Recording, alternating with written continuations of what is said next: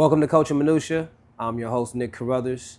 I'm joined with a good friend of mine and colleague and competitor, Coach Stacy Mitchell. Coach, how you doing? I'm doing well. How are you? I'm good, man. I'm good. How's your summer so far? Summer's going good. Summer's going good. I'm enjoying it. Getting to spend more time with the team this Yeah. month of June. We're out of school, so everything is all basketball right now. So Yeah. I'm enjoying it. Yeah, I'm enjoying it too. We been hitting it hard, been hitting the weight room hard. Yeah. Weight room is the fastest way for you to get better. If you don't know, Yeah. the fastest way to get better, That's especially true. at the high school level, That's is true. lock in with your strength and conditioning program. But yeah, man, it's been a really fun summer for us playing ball. I know me and you have talked about your group playing ball, and you got a lot of new faces. You got a lot of young talent coming in. Yeah, a really good group of incoming freshmen that has had a lot of success the last 2 years. That's good. So, they're gym rats. They love basketball. Yeah. Basketball players. They don't play basketball. They're basketball players, and that's really, really fun and it's exciting. There's a big difference. Yes, there is a difference. It's a big difference Whether between you play basketball or you a basketball player. Yeah. The difference. We used to say, man, some people go play ball, some people hoop. Correct. I hoop. Yeah, there you go. I go hoop. You know what I mean? You're a hooper. Yeah, for sure, man. Well, glad to have you on today, man. Anything new and exciting in your family? Any accolades we need to celebrate, man? I'm happy everybody's healthy. You know what I'm saying? I'm happy everybody's is being loved and they're loving. Yes. My family's doing well. The health of my immediate family and then my extended family. My friends and family, my extended friends and family are doing well, both here and at home in Tennessee. So, I'm thankful for that. You know what I'm saying? Because I woke up the other day, to be honest with you, and I was just thinking, man, you know what, Mitch, you got to really, really think about, what you need to be thankful for. Yeah. Because it's easy to complain. It's easy to want more, or it's easy to just kind of wallow in a certain feeling. But you really, really need to look at yourself in the mirror and take note of what you need to be thankful for. Man, I was it's a couple people I went to college with who have passed away over the last few years. I mean, we're talking about healthy young men, young black men, healthy young men with degrees and professional careers and lifestyles that are healthy lifestyles. They're not out partying and clubbing and all those things. They lifting weights and they're eating right and they're trying to be upstanding citizens. And I'm only 41, man, and some younger than me, some exactly my age, and they gone. They just passed. And it's like the little things that you were saying, the little things that we could easily sit in our feelings about. Correct. Or play our violin about. Correct. You know what I mean? Man, we woke up. Absolutely. We woke up, man, and man, that feeling of being grateful because tomorrow isn't promised. You know what I'm saying? And not only did you wake up, but you got friends and family that love you. Oh man, yeah. I'm telling you that's a big thing. That's a detail that a lot of people overlook. That you really have to be conscious of. Yeah. Being able to start a new day and you got family and friends that care about you and love you. Because again, it's easy to think about those who attack you. Yes. You know what I'm saying? Those who don't have good things to say about you. It's easier to kind of live in that. But I try my best to always look at the positive. I try to look at what I do have. You know what I'm saying? And those people who do care about me, those people that I do care about. Because in the end, in my opinion, that makes the biggest difference. Yeah, man. Well, something you said, man, really struck a chord with me. You said, you can dwell on people attacking you. You can dwell on people doing wrong around you, man. But I kind of revert back to scripture. It says, "Blessed are you when people persecute you for when people persecute you for righteousness' sake, for His name's sake." And we're trying to live our lives in a way that represent our faith, as well as is going to help direct some young ladies' life, or some Correct. athlete. It might not even be somebody that's on your team, Yeah. but some athlete that see you go day to Student day. in your class, Student in any your of that. class, anything, you know, that Yes. you live in a certain way that is going to help direct them on, hey, this is how I should do it. This is how I saw Coach Mitchell be successful at X, Y, and Z, at being a father, at being a coach, as being a teacher, you know. Man, that when people persecute you for doing the things the right way, for not living in the gray area. We know people who live in the gray area in our game. You know, we are black and white people, you know what I'm saying? Like, I'm going to do right because it's right. I'm going to do wrong because it's wrong. My no is no and my yes is yes. You know what I'm saying? But people will attack you because of that, man. And it is hard not to get in your feelings about it. It's hard not to. That's human nature. That's to lash out, Yes. you know. But man, the Bible says we blessed, man. Blessed are you when they do that, when you're doing the right things, man. So that's right. And I've often heard people say, you know, when people, I guess, hate on you, you're doing something right. You're doing something right. You know what I'm saying? I hear people say that, you know. I can remember asking my mom when I was younger, you know, sometimes, you know, hey mom, why this person doesn't like me, or why, you know, what did I do wrong? Yeah. And this stuck in my mind, you know, it really resonated with me. My mom told me, son, sometimes people are gonna like you, or gonna dislike you, and they don't even know why. Ooh. Yeah. I'll never forget that. I may have been 9, 10 years old. Because, you know, when you're 9, 10, 11, 12, you're figuring life out, you know, friends or people you think are your friends. And then, you know, something happens and that person you thought was your friend may do something you didn't expect them to do. And I remember just talking to my mom about that. And she told me, she said, sometimes people are going to dislike you and then they don't even know why. Man, I tell you why. I tell you stuck why. With me. Man, so I kind of got a saying just like yours. It's sometimes the anointing on your life or what you're doing with your life irks somebody else's demons. Correct. Sometimes what you're doing, the avenue that you live in, the way you're living, it affects someone else because they wish they could do the same things you're doing, or they wish that they had the peace that you have. Yes. You know, we know that we can go lay our head down and know that we did everything that we could for our kids. Correct. That we we're honest with them, fair with them, hard on them when we need to be. You know what I mean? And everybody put their best interest in mind. Before mine. Yes. Oh man, yes. How many times have you had to coach a season? You had to play a certain offense. Or, wait a minute, man. Well, you had to do it last season. Yeah. You had to play a certain offense. We had about 3 or 4 offenses last season because we had so many injuries. I mean, we had to really go in the lab. Yeah. And I want to thank our coaches, my coaching staff. I hate to say my coaching staff because I believe in we all work together. Yes. So our staff, I want to thank our staff for what we were able to put together last year, because we were really the injury bug hit us pretty tough last year, and we had to really find a way, almost in a weekly basis, to just try to how will this work? Will that work? We had kids coming up sick and couldn't play, or we already were down 4 or 5 kids to injury and had a couple others go down. So again, I'm just shout out to everybody on the coaching staff at Warren Central High School, because it took all of us, to do what we were able to do last year, because I think going through what we went through last year, we were able to end the season on a really good note. Man, it's hard to do that. It's hard to do that. It is. Even without those circumstances, to have those circumstances and still have to put aside what you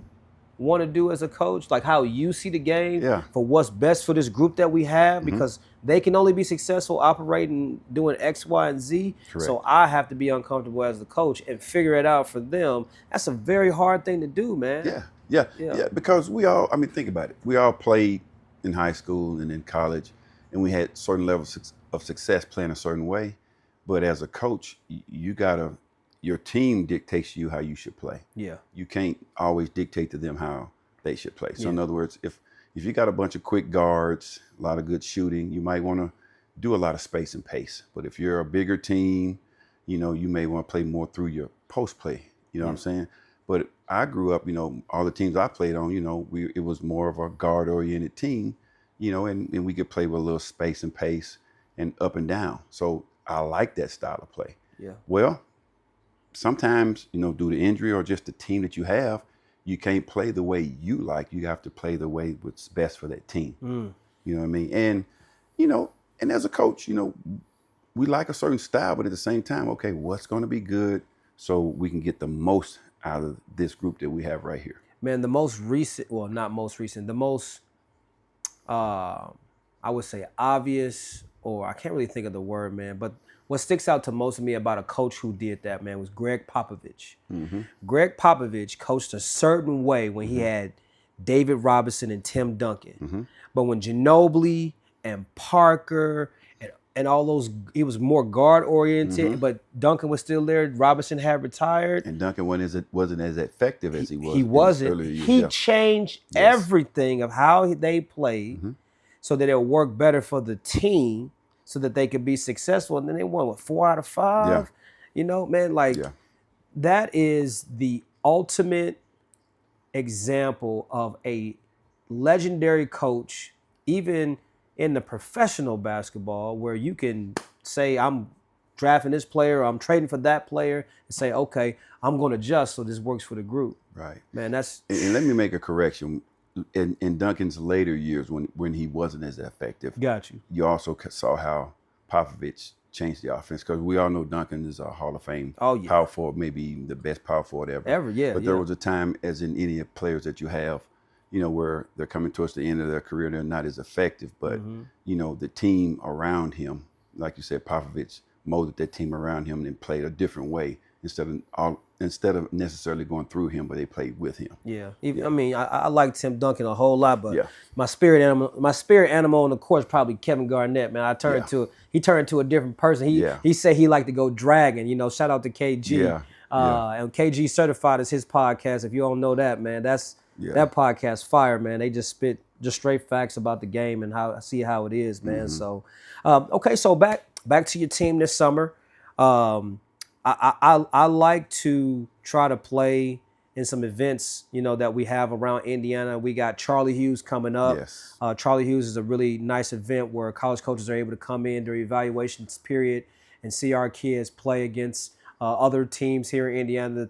And they do a good job of matching up talent and pool play and top teams versus top teams for 2 days. Those coaches get to come in and see. But in that time, us coaches, we really don't get a chance to really talk and see each other in the same space. So this is a good time for us to be able to kind of come together. Hey, man, what you working on? Hey, young, coach, what's she working on? And what's working for your players? And you and I had a conversation before we started the podcast about just the game of basketball in general, but especially girls sports. Right.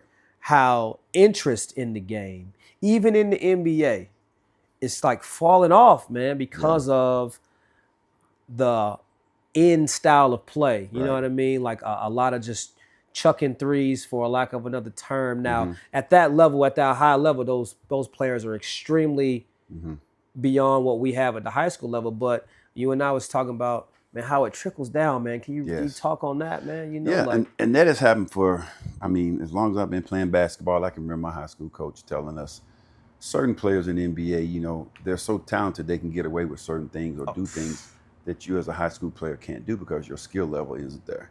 And I think right now with the advent of just everyone taking 3-pointers, the game has kind of revolved around, or has grown into everybody wants to be on the perimeter. Yeah. Nobody wants to play the mid-range game. Nobody wants to play with their back to the basket. You know what I'm saying? So now we're getting everybody shooting threes, and all of the teams, all of the games look alike. And I think, in my opinion, and I even heard on another podcast earlier today, that all the teams look alike, and that's killing the interest of the NBA and of basketball. Man. So, like we said, some of that stuff trickles down to the high schoolers, and some of the high schools want to do what they see that is marketed on television, because whenever they show highlights, it used to be slam dunks and 3-pointers. Right.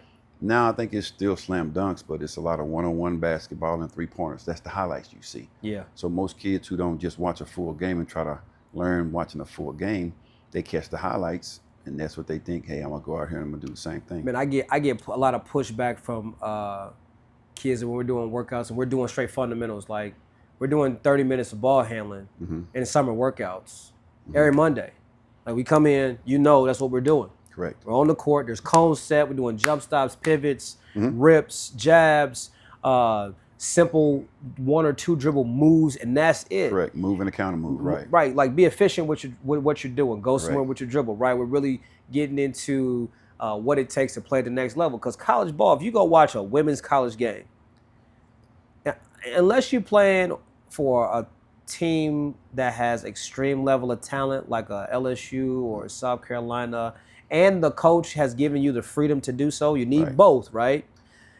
There ain't a lot of dribbling, man. We talking about 1 or 2 dribble and that ball moving. You don't have a shot or a look, or you're not at the rim, you got to give it up. Yeah. So like preaching that right now, our kids are like, man, this is boring, coach. But I mean, that's the consistency in the game is what I think a lot of our kids are missing when they're not with us. You go watch an AAU game, and it's 9 dribbles to get to the rim. Yeah. And I literally counted 9 dribbles a couple weeks ago. Yeah, I've counted 7 before. Yeah, me and one of my other coaches have counted 7. She crossed half court, man. She took 3 drag dribbles away from the screen that was coming for her. So she dragged away 3 dribbles, push crossover to get to the screen. That's 4 dribbles right there. Right. You ain't even got inside the 3-point line yet. Right. She gets past the screener. The screener's defender steps up. She hits her with an in and out. There's 5. Then she goes between the legs, comes back across the grain. Now your girl's chasing you. And so between the legs is 6. Push it out, 7. Power dribble, then a step back with a dribble. And that was her shot at the elbow. You didn't even get all the way to the rim. And it probably was a contested shot. And it went in. Yeah. It went in. So everybody's so hype and happy about it. But that was 9 dribbles, and you came across half court, and nobody else touched the ball. Yeah. And I'm very big on everybody touching the ball. I mean, even if you're not going to shoot it or even make a pass that leads to a score, I just think kids feel so much better when they get a chance to touch it. Yeah. You know what I mean? If you come down, especially if you're a bigs do a lot of work in basketball. They run farther, and they got to fight around the basket. It's a lot more physical for them. They take a lot of punishment. So if you got bigs running the court up and down, and they're not touching the ball, they're not going to work as hard. And I'm not saying anything that's brand new. That's been something that's been known since I was playing basketball and before. Yeah. You know, your bigs are not going to work hard if they don't get to touch it. They want to be involved. You know, and I just think it's so important that, you know, unless it's a fast break, of course, you'll definitely take that. Or if it's a move that you get a clear path to the basket. Other than that, you know, anything where you're taking that many dribbles, I just think it makes it hard for your offense. And in the psyche of some of the teammates, hey, next time I touch that ball, I'm shooting it. Yeah. So now nobody's moving the basketball. Yeah. And in a time like this, man, when we have Charlie Hughes coming up and we're talking about what we're trying to teach our kids so that they can get opportunities to play at the next level, it's hard to get recruited as a high school player already as it is. Yeah. Less than 1%. 1% of high school players will play in college on a scholarship. Out of the whole country, 1%, right? Yeah. So we got this opportunity to play in front of these coaches, and you want to be efficient, you want to be ready to play. What else are you telling your kids to help prepare them for maybe a potential conversation down the line, or for that coach going and looking you up on social media? Like, how are you helping your kids? I say this to our kids all the time: play all the way around the basketball. And what that means is offense, defense. You're talking, you're being a good teammate, you're making good passes. You know what I'm saying? You're sprinting the court, you're cutting. All of the pieces of basketball, I want you to play all the way around the basketball. Don't be someone that has to have the ball brought to you. You know what I'm saying? Be a playmaker. Yeah. We were talking about this earlier. Everybody wants to score because scoring is what some people think will get you a scholarship. Yeah, being able to score is one thing, but when you get to college, you got to be able to defend. I use a phrase that you said a while back, and I'm pretty sure you got it from someone else, you know, but it's a strong phrase. You got to be able to guard your position. Yeah. That's first and foremost. Yeah. When you get to college, you have to be able to guard your position. Okay. So when you ask about what do I tell my girls is, you know, be a complete player. You know what I'm saying? And these are the things, the tenets of a complete player. And I go down the list. And then another thing is, you know, show good sportsmanship. Yeah. Because coaches, you know, you're going to be an investment, because if you're getting recruited out of high school, that means they're picking you over someone in the portal who may have 1 or 2 more years experience than you. Your body's a little bit so more that's a mature. big deal. Yeah. So you are an investment to them. Yeah. Okay. So you want to make sure that you someone that they have invested in, that when you hit that campus and you're in those preseason workouts that start as early as the second or third week of June for some Division I players, and then if you're not a Division I player, it may start July or August, depending on where you're Division I all the way through NAIA. Hey, when you get to that campus, it's going to be work. Yes. It's a job. I tell my players all the time, playing basketball in college, you better love it. You better love everything about playing basketball, because it's going to be a job. It's going to take up a lot of your time. It's going to be a lot of work, okay? And guess what? Your coach every year is going to go out and he's going to be recruiting to make the team better. Yeah. So you're going to be on a team with 12 to 13 other really good high school basketball players, because everybody that makes it to college can play. Yeah. And then every year the coach is trying to improve the team. Yeah. So you're playing with all this competition, and then you're also playing to stay there. You know what I'm saying? Or if you get in the portal, then you're competing against how many? What was the number you spoke of? We talked about a month ago. The number of girls that was in the portal, like a couple thousand last year. Oh man, it was so now you're 1,300. Okay, 1,300. 1,300. Yeah. So you're in the portal, and now you're in a big pool where somebody's picking out. Okay, what makes you stand out from the other? 1,300 people that are in the portal. Yeah. Because they're going to have game film on you. They're going to have stats on you. So again, going back to what I said earlier, when you get to college, you better love it. You better enjoy the whole process, because if you're fighting to stay where you are, or if you get in the portal, you're fighting to be able to go somewhere else. Man, there are girls in the portal right now. I was on the phone with a coach the other day about a young lady who's looking for an opportunity right now, and she has some options right now to play. But if you were one of the top kids in Power 4 schools, you've been set and gone, and you already probably on that campus practicing. Correct. So she's blessed and lucky. She has actually choices right now to go play. But there's some girls who don't got no choice. They have no choice right now. There are some girls who had a season at a smaller school.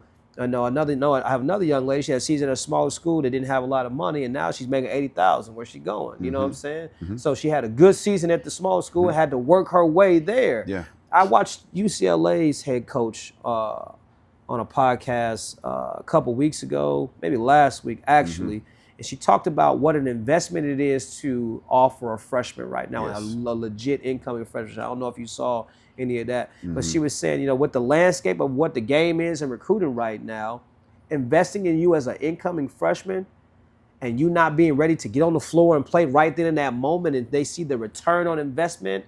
She didn't say that word exactly, but that was the sentiment that she's putting forward. Yeah. It's hard for them to justify paying you to come play ball, and you might leave after that freshman year because you got a transfer playing over you. Yeah. So you really have to be doing the right things. What I'm telling my kids is, just like you said, play both ends of the floor, right? You have to be able to guard your position. You can't just score. Correct. You will be we can watch a WNBA game right now and see people get exposed because they can play one end and not the other, right? So you can't just play. You watch an NBA game. You watch James Harden, but okay. Guard. He won't guard. Yeah, he can score, but he won't guard. Yeah, Go ahead. But they're not playing now. They're not in the finals right now. Correct. You know what I'm saying? So, make a long story short, I'm like, okay, so that's on the court. Now off the court, you have to have the ability to put yourself out there and send a message to a coach. Send a direct message on Twitter or a direct message on Instagram or send an email. I say if it's a school that you really want, it's a top 5 school that you can play at, handwrite a letter. Handwrite a letter. And then type a QR, like print a QR code, they can scan and get your film right off of it with a picture of yourself in your AAU jersey and your school jersey. On your profile, make sure they can get all that stuff right there. They know what year you are, what's your full name, not just your username, right? Your username should be your full name. Correct. It shouldn't be Lulu27. You know what I'm saying? It should be actually your name. Okay, cool. What school do you go to? What AAU team you play for? What class you are? What's your height and measurements? And what class are you? then the first link that should show up is a link to your film, whether it's a highlight film you made and it's not on YouTube or your Huddle account, whatever the case may be. They need to be able to access it right there. Then your post need to look like you actually love basketball. Correct. You can still be a kid, be a girl, be a guy, hanging out or whatever, but make sure that you have the character necessary for them to trust you with an opportunity to play at the next level. Correct. And show that you love the game. If you're not doing that, you're not getting an offer as a freshman. Yeah. It's just not happening right now. There's too many people that they can go and get. And I was talking to Coach Woodridge, former assistant coach at Butler. She was like, they're going overseas right now. Yes. Yes. The game is going Euro. Yes. So they're catching a flight. Between the portal and overseas, it makes it hard for a freshman. Yeah. It makes it hard. You got to be special, and if you get those offers, go in there and you got to work. Mm-hmm. You know what I mean? It's going to be work. Yeah. Because you really can't blame the coaches. They want to win now, and the portal is there. They can win now. They can go overseas. They can win now. They have money to. Some programs have more than others, but they have money. They can give kids. You can go. I can remember hearing a SEC football coach say he said this a couple years ago, hey, we can buy players now. Oh, yeah, he did. Oh, He said we can buy players now. So I'm trying to think of who it Lane was. Kiffin. I remember Lane Lane. Kiffin. Yeah. I was about to say Kirby Smart, but Yeah, I know. He said we can buy players now. Man. And that's really what it is. So if you can get, a person to come from overseas, it's a money thing. Okay, hey, if I can get this person to come from overseas and play for $15,000, okay, I'm not gonna give you 25. Yeah. And honestly, them overseas kids, they hungry to get here because they want a better life for themselves and their family. Mm-hmm. You know what I mean? Mm-hmm. Okay, so it's a loaded question. Okay. Okay, go ahead. We ain't prepared for this one. Okay, Hey, this is just off go. cuff. How do we change the culture of how we pursue getting to the next level? Not just with your school team, but in AAU. How do we change the grassroots culture, man? Well, go back to the we mentality. You know what I mean? Go back to us doing it together. I can remember hearing this, when I was going to basketball camp at David Lipscomb in Nashville when I was a youngster going to summer camps there. All the boats rise and fall with the tide. Mm-hmm. So if we do well as a group, then there are going to be more opportunities for all of us. Mm-hmm. But if I want to be by myself, then that's less opportunities for all of us. So if you can change that culture, if we can get more into a we mentality where we do well, then people get plucked off of all of those we's. I can remember when I was a varsity assistant boys coach with Greg Graham at Warren Central before I started with the girls. Okay. We had a kid that got a scholarship offer in the warm-ups. We were playing in a sectional game. Wow. And William Penn was there. And we had a kid who didn't play much, but he's every bit of 6'4", okay? And he looked good in the warm-ups, and they asked us about that kid, okay? And he's a good kid, and he ended up getting a scholarship to William Penn. They brought him in because, hey, man, that guy's got good size. We'll work with him. Right. You know what I'm saying? Right. Yeah. Every college coach thinks they can develop more out of who you are right now. So to me, that goes back to the we. Yeah. They came just to watch a game, and then we had Devin Davis Jr. on our team who went to IU and finished at Houston. Okay. And playing overseas right now, doing very, very well. Yeah. And we had some others that were on the Jerron Lands, who's another real good one who played Division I. Jordan Garnett, Division I. Sam Thompson, Division I. We had some players on that team. Yeah. Okay. So, and they played together, and that was the we for that group, right? But then, again, we're talking about the boats rise with the tide, right? Those guys, brought the people in to see them, to check them out. And guess what? We had a guy who doesn't play that much, okay? But he looked good in the warm-ups, 6'4". He gets a scholarship to go play at William Penn University. Now, what do we do about? So you're preaching to the kids saying that. Well, what do you do about the coaches that's that's using that to manipulate families into moving their kid to come and say we this or we that, or that's muddying up the game for the coaches that's doing it the right way. Okay. So you're saying, what do we do about the coaches who? Hey, come over here, Okay. because we have a winning program over here, so you can get the looks that you want to get, because you can be a Division I player, but they're not a Division I player. I think, but what do we do about those kind of coaches? Those kind of coaches, to be honest with you, I think people who don't tell the truth and lie about things like that, that's gonna come out at some point. If you tell a kid that they're what they're not, okay, at some point as a player, that's gonna show. Mm-hmm. You know what I mean? And if you can't deliver for that kid, like I said, if I tell you, hey, look, you come play basketball at Warren Central High School, I'm gonna make sure you get a Division I scholarship. That's what's happening. And if I don't deliver that, then that's shame on me. And really, like I know, you can't just guarantee that. That kid has to develop into that. Offers are not something that we can hand out. Correct. No high school coach can hand out an offer, No, a legitimate offer Nope. for you to go someplace and play. Correct. But that's the perception that people are giving families. Come Yes. here. This is what happens when you come here. Now, and some of those coaches' defenses, AAU culture does it every year. True. Every year. So I think that is leaking into high school ball. It's definitely leaking in high school ball. You know what I'm saying? Like, you come play on this AAU program in April and May, they ain't really playing you like they should be playing you. You're not really getting the traction you should be getting traction. So come over here, because we know this group of coaches will make sure that they're making a phone call to you. Or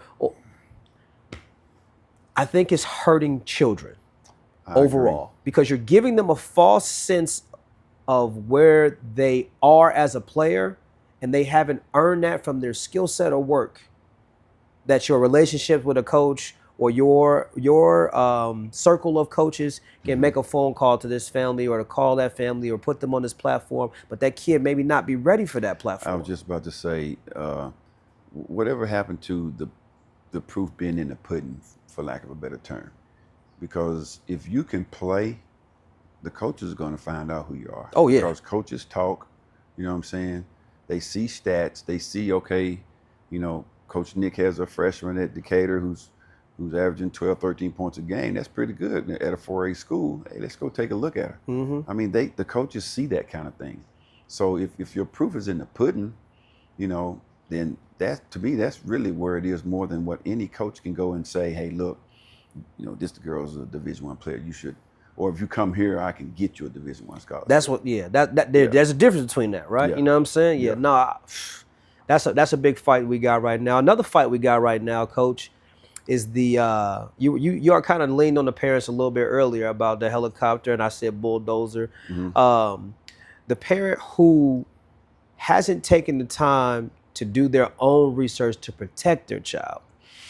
Like, you hear from other parents their experience. You hear from other parents what has been granted to their child, what Correct. their child has been able to, but you haven't gone and done the research yourself for your child to prepare them for what's really coming, or to how to have a conversation with an adult that's a boomer, that is the head coach or the recruiting coordinator, and they can't have that conversation on the phone because they just never been asked to do that. Like, there is some preparation necessary for our children that our parents have to do some research on their own. We can tell them all the time, hey, this is what it looks like, this is what you should say or do. But until you actually sit down with your kid and help them articulate who they are, so that they can give the college coach a real view of who they are and the character that has been developed in your home. Correct. Man, you will know people by their fruit. Correct. Our fruit as parents are our children. Correct. They're literally in the Bible called our seeds. Correct. So you can't get mad because your kid didn't get this scholarship offer because their character is not the best, or their behavior is not the best on the court, or on the bench, or the dialogue between them and the coach isn't the most becoming dialogue, and they say, oh, the coach is on my kid and making my kid look bad. No, I'll know you by your fruit. Correct. Well, and what a lot of people don't understand is our job as coaches is to, put a team together to win. Okay. And then within that team, you're definitely going to have these individual kids, but they make up the team. Yeah. Okay. And then we give these kids tools, not just basketball wise, but just character wise or sportsmanship wise. To, hey, look, these are the things that college coaches are going to be looking for. Okay. Make sure you have good attitude. You're good with your teammates. You know what I'm saying? Make sure you're good with the refs. Make sure when you're interacting with your coach, it's not bad body language. Because a college coach that's coming to watch you play, if they don't want to take a chance on investing in a situation where I may have trouble with that down the line. Right. And I get asked, from time to time, hey, what are your thoughts about, when it comes to, getting kids prepared for, playing in college?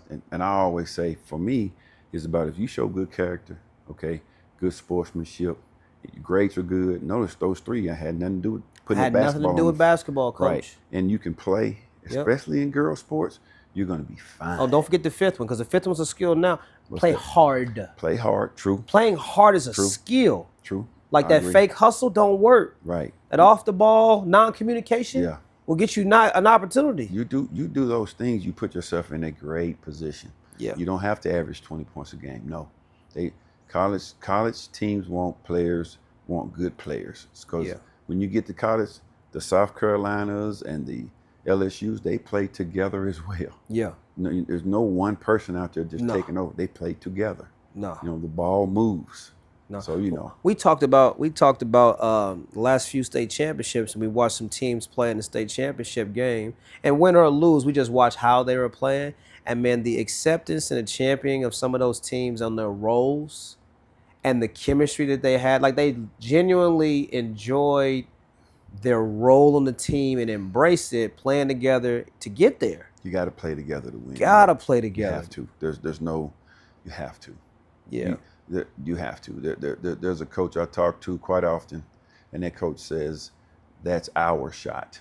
When we come down the court, that's our shot. It's not your shot. Yeah. That's our shot. It's the team's shot. I like that. I like that, man. Yes. Who was the coach that said that? The coach at Purdue Polytech. Got you. Yeah, Coach Crawford. Coach Crawford. Yeah, I talked to her from time to time, and she said, that's our shot. That's not your shot. That's shout out Coach Crawford. That's a great I'm still in that, coach. That was a good one. That's our man. That's big, man. That's our shot. That's big, man. Because it is. I mean, we're working together as a team. We come across half court. We're working together as a team, and when that shot goes up, that's our shot. Yeah. Yeah. Yep. Correct. I love that. So I'm like, I'm definitely going to use that. Yeah, I'm using that. I'm definitely using that, man. I found I was cleaning the house the other day, and I found this old poster that my team gave for me for my birthday. And that year, every year you kind of have like a theme that you're going into, that you a level of mindset you want your team to have or whatever. So we come up with our sayings or our philosophies or whatever. But that year, the philosophy was one tribe. And when you said our shot, it made me think about that mindset that everything that we do in this tribe is for each other to be successful, whether it be war against another team, whether it be helping somebody else go through a hard time, whether it be holding each other accountable. The only thing that matters is this tribe right now, this one tribe. Correct. And I say one because we can't have little different pockets of groups. Correct. We have to be one. Yes. Yeah, so that at our shot, man, that's a big one, man. And she said that, I'm like, man, I like that. I'm going to use that. And I told her I'm going to use that one. So we definitely give her credit for that. Our last coach, man, was Coach Bennett, new coach at Noblesville High School. Shout out to Justin Bennett. Congratulations again. Coach, Congratulations again. He left a question. And his question was, if you could change anything about our game right now, anything at all, what would you change about the game? I tell you what, this might seem small, but it's big to me. Let's bring back, if somebody makes a good pass and you score off of it, and you point at them. Telling that person good pass. Hey, I like that one. I love that. I Man. like that one. Yeah. I grew up with that, man, and I know, that's old school, but man, it is. When I grew up in the era of playing basketball where it was cool to make a good pass. Yeah. You know what I'm saying? Oh, we got oohs and eyes off of that. Yeah, it was cool to be a playmaker, to make a good pass. Yeah. And then, hey, good pass. I remember, my teammates in high school and in college, but especially my teammates in high school, because, we all grew up together, kindergarten, playing duck, duck, goose. So, the same guys I played duck, duck, goose with, I played my senior year of high school with, middle school and all that. So we're friends, Yeah. And we would tell each other good pass, man, And so let's bring that back. Let's bring back. You get a good pass from your teammate and you score. Acknowledge that. You pointed the teammate who gave you that ball. Exactly. Hey, do you remember And One mixtape? Yeah, I do. Okay, man, we used to watch And One mixtape every week, and then couldn't wait to go hoop and play ball. But I remember in my mind watching them be playmakers. And even after they do some great move and make some guy fall, they would go to the rim and they would throw an alley-oop to someone else. They would give the ball to a teammate to make a play, or throw a no-look pass and walk the other direction. Like, I know it's getting to him. I know he gonna score. Man, the playmaker part kind of goes back to what you were saying before. That was the highlight of And One mixtape. If I can find some And One mixtape clip, I'm gonna try to clip it up, because you had stars.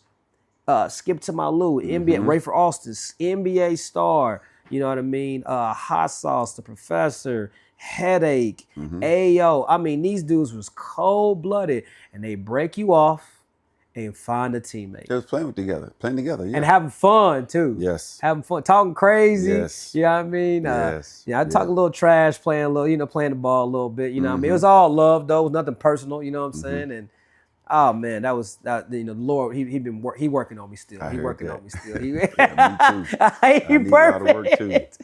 I ain't perfect. Sir. So Coach, if you could leave a question for the next guest, what would it be, Coach? Okay, I got one, and I've been thinking about this because I kind of had an idea this was coming.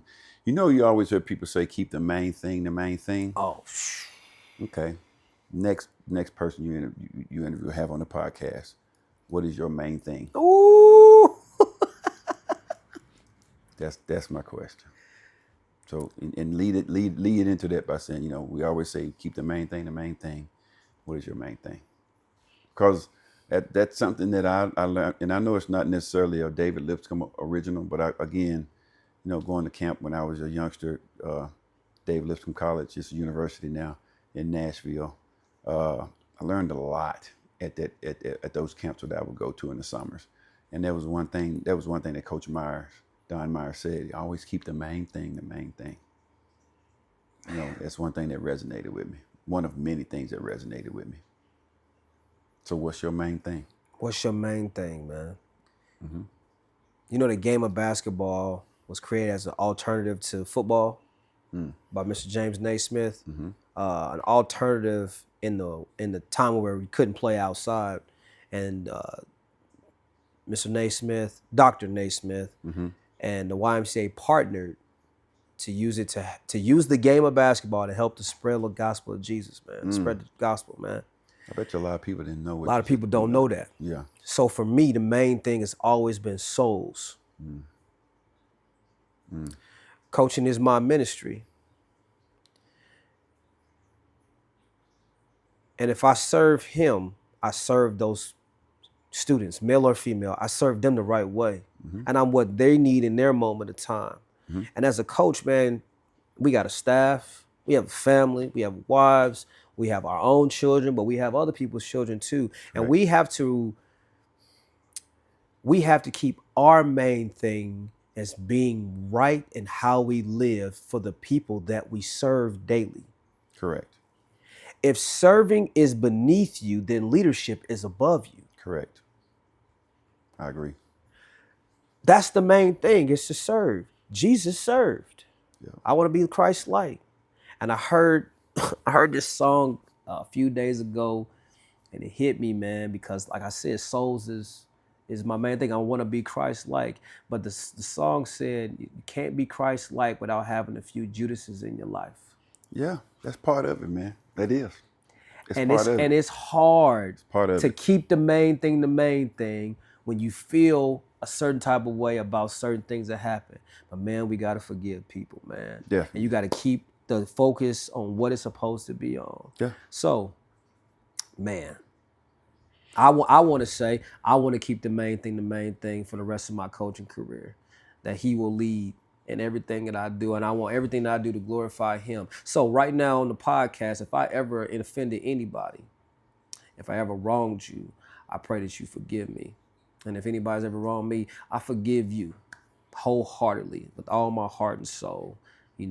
Because the main thing is being right for these kids. And if I'm gonna live Christ-like, I gotta be the example for the girls that I serve. So I love you, and I hope everything's great for you. So Yeah. anything else you want to leave with the people, Coach? That's about all I can think of.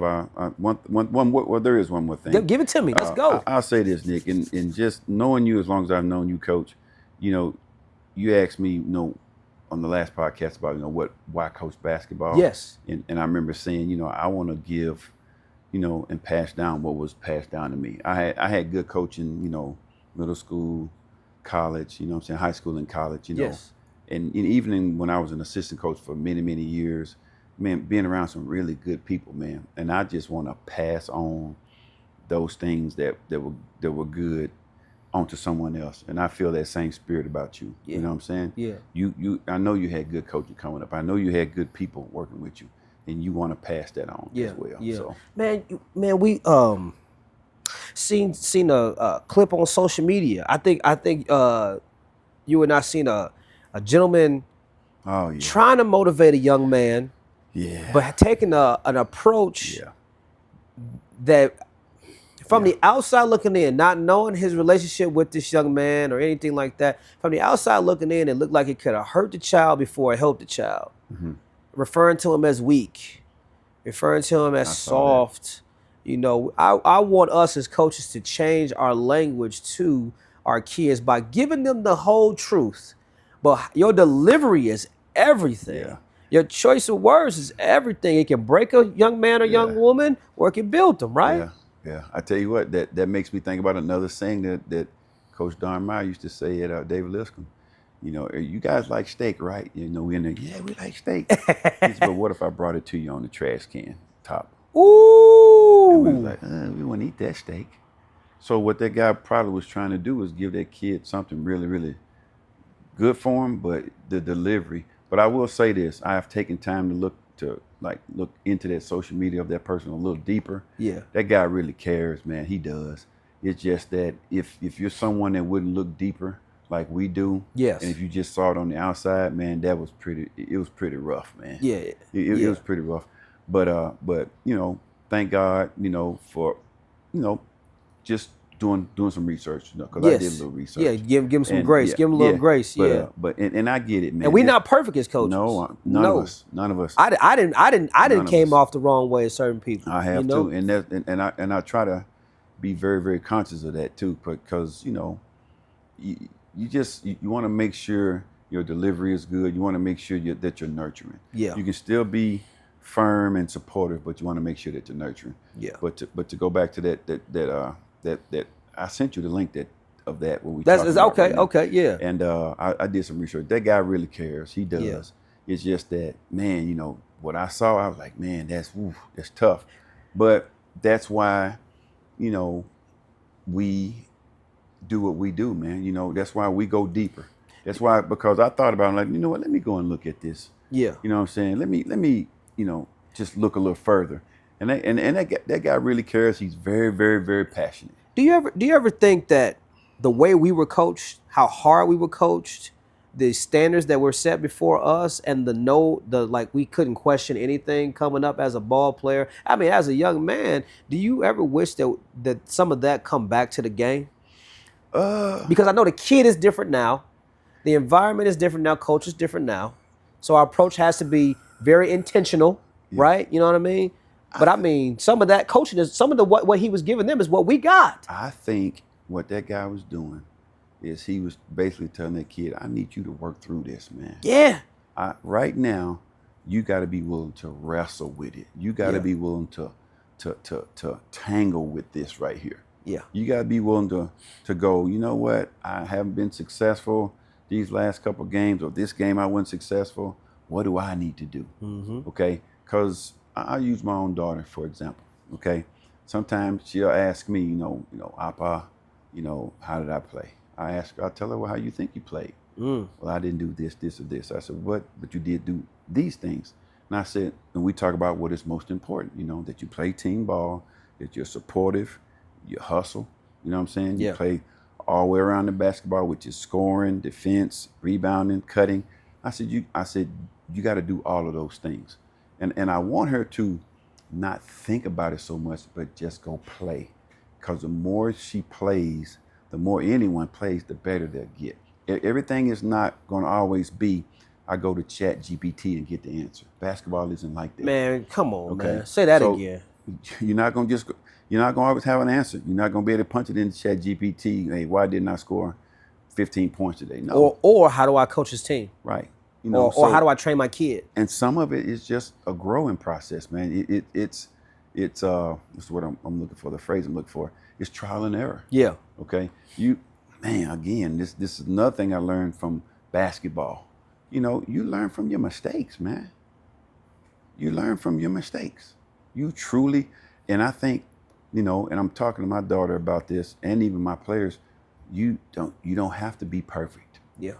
Okay. Do more of the good things on the court than the bad things. You're gonna throw the ball away. You're gonna miss a shot. You're gonna take a bad shot sometimes. You're gonna get beat on defense. Somebody, that's part of the game. You're not gonna be perfect, but make more good plays than bad. I tell my girls, the mistake doesn't define you. It's what you do afterwards. Yes. What you do afterwards. Don't make two mistakes, right? There you go. Or the same one twice. Don't lose the ball and then do this, and then your girl that stole the ball from you or you lost it to, she's down there making, scoring a bucket. When we grew up, if you turn the ball over, you're the first person back, and you're the first person trying to stop the ball. Oh yeah. Yeah, that's what you do. Okay, I lost the ball or took a bad shot or whatever. I'm the first one to get back. I'm trying to make up for it. Correct. Because I can't go in the past and fix it. Correct. It's over. Correct. Yeah. Right? So yeah. So how's that feel, man? I mean, so my oldest son played ball, but he stopped playing ball because he really loved football. And then he got really into music and performance, right? So then my youngest son, he don't want nothing to do with basketball. He thinks I'm crazy. He remembers me training players at Butler and people throwing up in workouts. And he's like, Dad, I don't want to play ball unless I can dunk, because the only people that didn't throw up in your workouts are the people that can, people that can dunk. Right. I'm like, it doesn't really work like that. They were just actually in shape, son. Correct. So, but I don't have a child, my own child, playing the sport that I love and coach right now. Man, how does that feel? You're watching your daughter play. You're a top tier coach in the country, in my eyes. You're watching her develop live in action as just dad. I mean, what are the emotions, man? Well, I'm gonna tell you right now, I love it. You know what I'm saying? And I'm okay with her going through the struggle. Yeah, I am. It's hard sometimes, but I'm okay with it. Like, so she's passing into the 8th grade right now, and she comes and practices with us. Okay. And you know what I'm most proud of? Okay. And she does some things out there, when we're practicing and playing, but I'm proud of her effort. Okay. Her effort, because I want her to understand that anything you do in life, you got to work hard.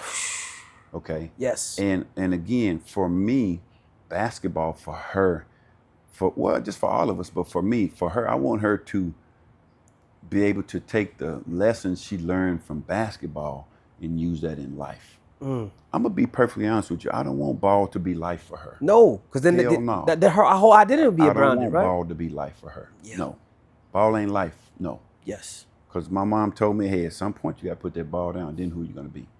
Okay. I don't want ball to be life for her, but I want it to be an experience like for me that you can look back on and you can take lessons from it that'll help you in life. You can have friends. I got my friends I played ball with in high school and college. Man, I'm still close with those guys. You know what I'm saying? We still talk to one another. A lot of them. We still talk to one another. we still help each other out in certain avenues of our life. Yeah. To me, that's most important, man. Because like I know, man, what's the percentage of kids that even get a scholarship to play basketball? 1%. Okay, cool. And then you're gonna go on from there and play pro. What's the percentage? It's less than that. Okay, cool. I saw a meme, I guess what you would call it, a picture of all these people trying to go through this small door of professional sports. Okay, it's a drawing of all these people trying to go through this small door. And then there's a big old other door over here where you can use education. Just a few people going through there. I want my kids to be smart. I want my kids to be business owners. Yes. Okay. I want my kids to use their brains more than their brawn. Right. Basketball, if it turns into something that they can make money off of, okay, cool. But even in that, you're not gonna play it for a certain amount of time. You have your brain and your willpower and your knowledge the rest of your life. That's what I want for my kids. I want my kids to be straight A students, academics. Okay, basketball, yeah, cool. I was telling somebody, and I don't mind saying this on here, I could care less if my daughter isn't the best player on her team. Well, especially right now in 8th grade? I could care less. Who cares about the rankings correct, right now? Right, because I was a late developer, okay? When I was in middle school, I probably wasn't the 9th best player on my team, okay? But guess what they did? They lit a fire in me. Yeah. Okay? I worked on my game all the time. Mm-hmm. I didn't go ask my mama and daddy or the coach why, whatever. I just did it. Yes. I just kept a ball in my hand. I kept working. The hunger was there. Okay? And those lessons from being disappointed when I was younger, and hey, look, if it's something you want, fight for it. Yeah. If it's something you want, work for it. And that has helped me in life. Yeah, the game, man, we really have to instill into our kids that do not love the game and allow it to use you. Correct. You need to use the game as a vehicle to get beyond basketball Absolutely. in your life. Use it to get the discipline that you need. Use it to get the money for school. Use it to develop teamwork. To develop teamwork, how to work in community, how to deal with conflict, how to support use it to support your family, but don't let it use you, because the moment you let it use you, that ball has no conscience. It has no feelings. There has no remorse. Once this thing is gone, if you have no identity outside of this, you're lost. Yep. And we got kids right now harming themselves over this, over the culture of getting likes because of what you do with this or who offered you this. And they're finding their identity in that alone and not who they are, like you said, their minds or their education or the love that you have for your parents that's paying for you to do all this stuff. Yeah. Like, man, use the game. Don't let it use you. Correct. Don't get it twisted. I like that. Basketball is a beautiful sport. I'm yes. telling you, but I love the camaraderie that I built with my teammates. I love the friendships that I built. I love the friendships and the love that I've developed with my coaches that I played for. Yeah. That I coached with. That right there goes such a long way. I tell people all the time, to my friends, when we talk about what we did when we played in high school, we don't even talk about who scored the most points. Oh no. We don't talk, we talk about how good of a time we had. Yeah. The memories. Same thing when I was in college. I mean, it doesn't even come up, It's about, man, you remember when we was on this road trip, or we remember when coach did this, and or when when this one of my players had a towel on his head, and the coach was angry and he snatched the towel off his head, and the friction from the towel burned the back of his neck. Man. I mean, we talk about the funny stuff like that, man. It's not about who the best player was. I mean, once you get into a certain situation, high school or college, you know who the best player is, and it's okay. Yes. Okay, because if you're a team, you're going to play through your best player, and your best player is also going to play with you. You know what I'm saying? So that's what a team is. Yeah. It goes back to what I said a while back. We all rise and fall with the tide. If we work together, we'll all rise. Yeah. If we don't, then we'll all fall. Man, oh man. Yep. So man, that's some good word, man. That's some good word. I think that can be applied to not only our teams, but us as coaches too, man. If we support each other as a coaching community. Correct. If we are in each other's corners, if we make our yes, yes and our no, no, if we hold our parents accountable when they say, hey, Coach Carothers, Coach Mitchell ain't using my daughter right. You think she look good over in your team? You're like, no, stay over there because he doing, I trust me. I told somebody this the other Coach day. Mitchell's asking you to do over here, Coach Yeah. Carothers is going to ask you to do over there. Yes. He's going to ask you to play defense. He's Yes. going to ask you to share the basketball. Well, first of all, before you even get to the court, come to school, Oh, go man. to class. Yeah. Okay, have good character. Stay out of trouble. First. Yeah. Stay out of trouble. Stay out of then trouble. he's going to ask you to show up every day. I mean, wherever you go to play, those coaches are going to ask you to do the same thing of that coach you're leaving from. If they care about you. If they care. If they care about you. Good point. If they care You know, about if they don't care about you, then you find yourself not eligible. You find yourself, you know, this or that. You know what I mean? you find yourself frustrated. Frustrated, you know, or cut, you know. But I told you don't know this, man. You have no idea. But I had a coach reach out to me. Hey, coach, I know you playing this event. I know you're gonna be playing in this other league or whatever. The teams that you see, the teams that you play against, man. Hey, man, shoot me a list of those coaches and those teams that has players that can play at my level. And he's coaching at a high level. And you were one of the coaches that I mentioned. And you and another coach, I said if I had a daughter, I would want her to play for you. Oh, appreciate that. Because you see the game through a lens that is not you first. It's always the kid first. Regardless if they like or not, what you gonna tell them is always what they need in that moment. Yeah. And it's very few people that can do that. Our coaches put us first. Yeah. They weren't all in the video. They weren't, you know, in the graphic. graphic. Credit. No. Yeah. Our coach, every coach I ever played for, put us first, man. Yeah. And because right now I have my time. I maximize my time playing, and I'm fine with it. I got the most out of it. I got the most juice out of that orange I could get, and I'm cool with it. Because whenever you do your best, your absolute best, and you get the most out of something, then you should feel good about that. Yeah. Okay. You should feel good about that. And I had coaches that did that for us, man. They were not always, as one rapper said, always in the video. And they weren't. No, they put us out front, and I just believe in that. I mean, the kids do the work. I believe in giving parents credit too. You know, I'll never take credit for any kid, you know, that acts a certain way with great character. Those kids come from great homes. My job is to, when they come to me for the 2 hours a day that we're doing basketball and when we go and play games, is to maintain that level of character that the parents gave to us from home, and to cultivate that even more. Yeah. Okay. I'll be the first to tell, we have great parents in our township, and I know you have great parents in yours as well. Yeah, I love our Decatur and our families. parents do a great job, and I'll be the first one to give the parents credit for that. Yes, man. So, okay, Coach. Last question. Last question from me, Coach. Okay. As a coach, we can talk about wins and losses and championships, but what is one or two things that you are most proud of in saying that I'm a coach that has happened in your career? Man. Like the things that tug on your heart that maybe people don't even know, man. I got a couple of them, but I think what makes me most proud is having players and teachers, you know, come to you and say, man, you know what? No, those kids are good kids, man.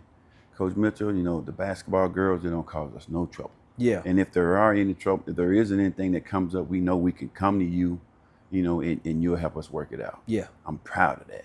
You know what I'm saying? I'm proud of our girls that, you know, take care of their business in the classroom. You know what I mean? That means a lot to me. Yeah. You know what I mean? It means a lot to me when the girls come back and watch games. I tell my girls all the time, you graduate from Warren Central High School, as long as I'm there, you getting in the game free. Okay? You can come as often as you want. You getting in the game free. Even if that means sometimes I got to come out of my pocket. Yeah. And most of the times, if they're alumni, you know, they get in. You know? Yeah. But if I had to, I'd pay for it. You know what I mean? That makes me, because when they come back, you know, it's not necessarily for me, but it's for the program. Right. They want to come back and see, hey, how the younger girls doing? What legacy did I leave that these girls are following? Yes. You know what I'm saying? That means a lot to me. Yeah. So, you know, doing well in class, getting good reports from teachers saying that, you know, the basketball girls do a good job. They're not a problem. They go to study tables. They're not a problem. You know what I'm saying? That right there means a lot to me. Yeah. You know what I'm saying? The winning and losing takes care of itself. I promise you. It always does. If you win with good people. So if you got good kids in your program, they're all good. But the winning and losing take care of itself. Yeah. I just put it like that. Yeah, man. I had to second that, man. Mine would be seeing young women after they done playing for you, and I know what you're about to say. where life has taken them and how they have navigated whatever they've gone through. And then on top of that, the icing on the cake for me is them coming back and saying, "Hey, coach, I want to be a coach now. That too. I wanna run my own program." Or, coach, can I coach with you? Can I be a part of your program?